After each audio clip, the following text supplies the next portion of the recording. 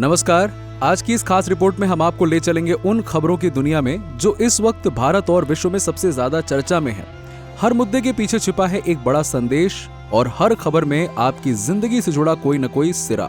तो आइए जानते हैं आज के टॉप 10 मुद्दे जो इस समय सुर्खियों में छाए हुए हैं। आज की पहली खबर है Bharat America free trade agreement से जुड़ी हुई। देखिए, भारत और अमेरिका के बीच में फ्री ट्रेड एग्रीमेंट की बातचीत अब निर्णायक मोड़ पर आ गई है, लेकिन इसमें सबसे बड़ा ब्रेक लगा है केरल सरकार की आपत्ति से। केरल के कृषि मंत्री पी प्रसाद ने केंद्र सरकार को पत्र लिखकर साफ कहा है कि जीएम सोयाबीन और मक्का के आयात पर ड्यूटी हटाने से राज्य के किसानों की आजीविका, जैव विविधता और वेस्टर्न घाट्स का इको बैलेंस खतरे में पड़ जाएगा। अब यहाँ पे केरल का तर्क ये है कि जीएम फसलों के आयात से उपभोक्ताओं की सेहत और किसानों की रोजी रोटी दोनों पर असर पड़ेगा। इसीलिए किसी भी समझौते से पहले राज्यों से सलाह मशवरा जरूरी है। और केंद्र सरकार ने भी साफ कर दिया है कि देश हित सबसे ऊपर है और कृषि डेयरी सेक्टर में कोई समझौता नहीं होगा। फिलहाल एक अंतरिम ट्रेड डील लगभग फाइनल है जो अमेरिकी राष्ट्रपति की मंजूरी के बाद साइन हो सकती है, लेकिन फुल डील साल के अंत तक ही संभव है। दूसरी आज की खबर ये है कि टर्की की सेल्बी एविएशन पर किए गए भारत के सिक्योरिटी एक्शन को लेकर। देखिए, भारत की सुरक्षा नीति का नया चेहरा तब दिखा जब दिल्ली हाईकोर्ट ने टर्की की ground handling company Celebi Aviation की याचिका को खारिज कर दिया। सरकार ने मई 2025 में सेल्बी की सिक्योरिटी क्लियरेंस अचानक से वापस ले ली थी, क्योंकि टर्की ने पाकिस्तान का खुला समर्थन किया और भारत की आतंकवाद विरोधी कार्रवाई की आलोचना की थी, और ये हुआ था ऑपरेशन सिंदूर के दौरान। कोर्ट ने साफ कहा था कि नेशनल सिक्योरिटी सर्वोपरि है और अगर सरकार के पास पुख्ता इंटेलिजेंस है तो बिना नोटिस के भी कार्रवाई की जा सकती है। अब सेल्वी को 9 बड़े भारतीय एयरपोर्ट से बाहर जाना ही पड़ेगा। अगली खबर है भारत ब्रिटेन के फ्री ट्रेड एग्रीमेंट से जुड़ी हुई। इस महीने के आखिर में प्रधानमंत्री नरेंद्र मोदी की ब्रिटेन यात्रा की चर्चा जोरों पर है। 24 जुलाई को लंदन में संभावित मुलाकात में भारत ब्रिटेन के बीच वर्षों से अटकी फ्री ट्रेड डील पर साइन होने की पूरी संभावना है। इस डील से भारत को टेक्सटाइल, आईटी, फार्मा और ऑटो सेक्टर में बड़ा बाजार मिलेगा, जबकि ब्रिटेन को भारतीय निवेश और टैलेंट का फायदा मिलेगा। एनएसए अजीत डोभाल की हालिया यात्रा भी इसी दिशा में थी। चौथी खबर है ब्रिक्स देशों को दी गई अमेरिका की धमकी से जुड़ी हुई। दरअसल ब्रिक्स यानी कि ब्राजील, रूस, भारत, चीन, दक्षिण अफ्रीका अब G7 का विकल्प बनता जा रहा है। बात यह है कि 15 से 20 देश ब्रिक्स में शामिल होने के लिए कतार में हैं। इसी बीच अमेरिकी राष्ट्रपति डोनाल्ड ट्रंप ने साफ कह दिया है कि ब्रिक्स की एंटी अमेरिका नीतियों का समर्थन करने वाले किसी भी देश पर 10% अतिरिक्त टैरिफ लगेगा। अमेरिका अपने सहयोगी देशों को भी ब्रिक्स से दूर रहने को कह रहा है।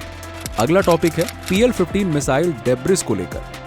देखिए, ऑपरेशन सिंदूर के दौरान पाकिस्तान ने चीन से खरीदी गई PL-15E मिसाइलें भारत के खिलाफ इस्तेमाल की थी, लेकिन ये मिसाइलें अपने टारगेट को हिट ही नहीं कर पाईं और कुछ का मलबा तो भारतीय सीमा में गिर गया।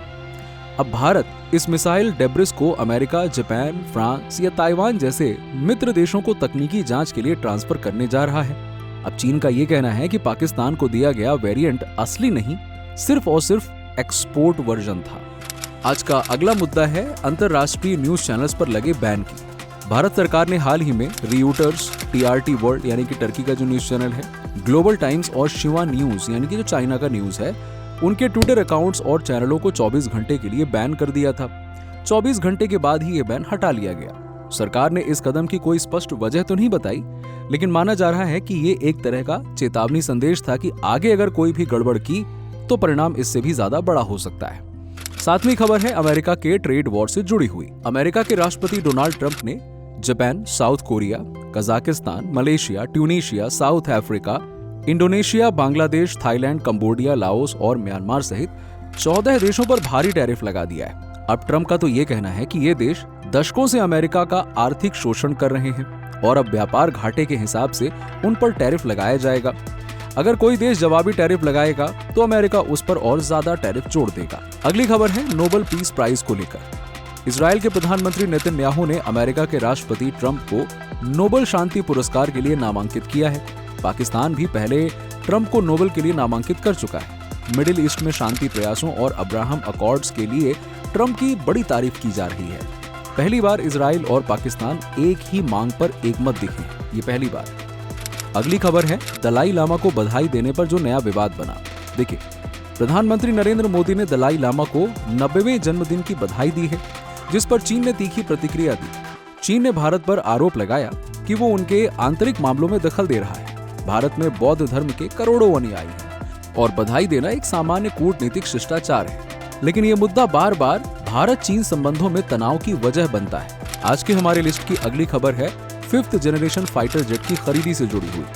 भारत के डिफेंस सेक्रेटरी ने संकेत दिया है कि भारत अपने मित्र देशों से सीमित संख्या में 5th generation stealth fighter jet खरीदने पर विचार कर रहा है। भारत का स्वदेशी एमका प्रोजेक्ट अभी 10 साल दूर है, इसीलिए शॉर्ट टर्म जरूरतों के लिए ये कदम जरूरी है। अमेरिका का F-35 या रूस का सुखोई S-57 दोनों के विकल्प खुले हुए हैं, लेकिन अंतिम फैसला जल्द सामने आ सकता है। तो दोस्तों, इन सभी खबरों में एक कॉमन थीम है, भारत की बदलती वैश्विक भूमिका, तेज होती कूटनीति और हर मोर्चों पर आत्मनिर्भरता की ओर बढ़ता कदम।